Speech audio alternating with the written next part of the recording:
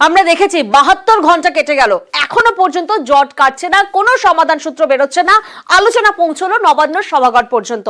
শুরুটা হয়েছিল মঙ্গলবার আন্দোলনকারী জুনিয়র চিকিৎসকদের ইমেল স্বাস্থ্য সচিবের, এবং সেদিনই ইমেলকে অপমানজনক বলে খারিজ করেন আন্দোলনকারীরা।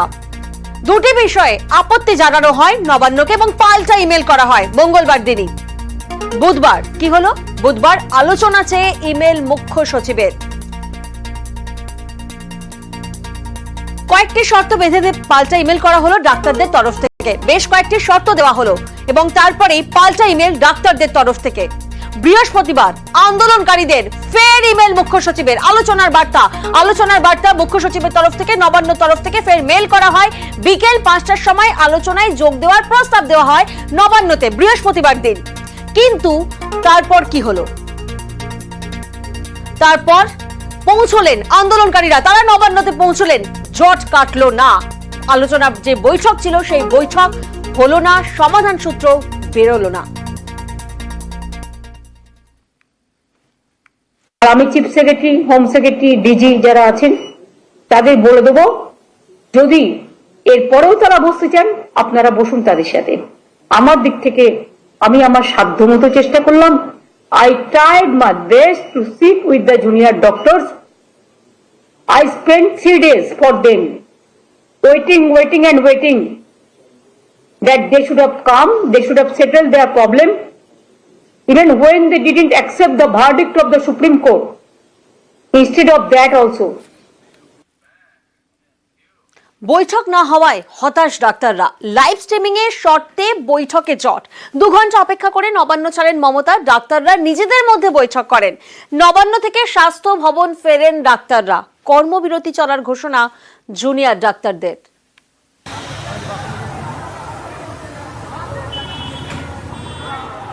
লাইভ স্ট্রিমিং এর দাবিটা একটা শুনতে খুব টেকনিক্যাল লাগে। আমি তো এটাকে রিফ্রেম করব এভাবে যে এটা একটা স্বচ্ছতার জন্য আমরা দাবি করেছিলাম। এই যে ক্যামেরার সামনে যে জিনিসটা হচ্ছে, এই জিনিসটার মধ্যে স্বচ্ছতাটা আছে কি নেই, এই স্বচ্ছতাটাই আমরা চেয়েছিলাম, আর কিছু না।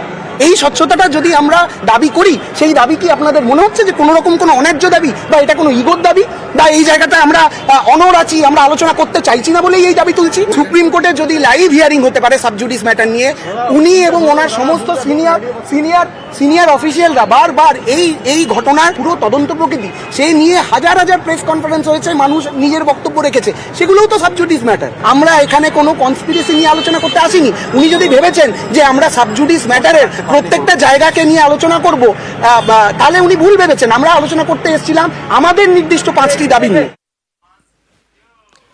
বৈঠক ভেস্তে গেলেও প্রশাসনে পূর্ণ আস্থা জুনিয়র চিকিৎসকদের। আজ আন্দোলনের 34 দিন, যদি দরকার হয় 35 দিন অপেক্ষা করব, 36 দিন অপেক্ষা করব, 37 দিন অপেক্ষা করব। ওনার চেয়ারের প্রতি আমার শ্রদ্ধা আছে, আমাদের শ্রদ্ধা আছে বলেই আমরা আলোচনাটা এখানে করতে এসেছিলাম। আমরা বিশ্বাস করব যে এরপরও আলোচনার মাধ্যমেই সমস্ত জিনিসের সমাধান হবে। তাতে 1 দফা, 2 দফা, 3 দফা, 4 দফা আলোচনা হতে পারে, কিন্তু আলোচনার মাধ্যমেই এই পথটা খুলবে। ধরে নিচ্ছি যে আজকের জন্য আলোচনার পথ আমাদের বন্ধ হলো, কিন্তু অন্য যে কোনো দিন, যে কোনো জায়গায় আবার যদি উনি আলোচনার জন্য বলেন এবং আমরা যদি আলোচনার জন্য, আমরা সবসময়ই রাজি আছি।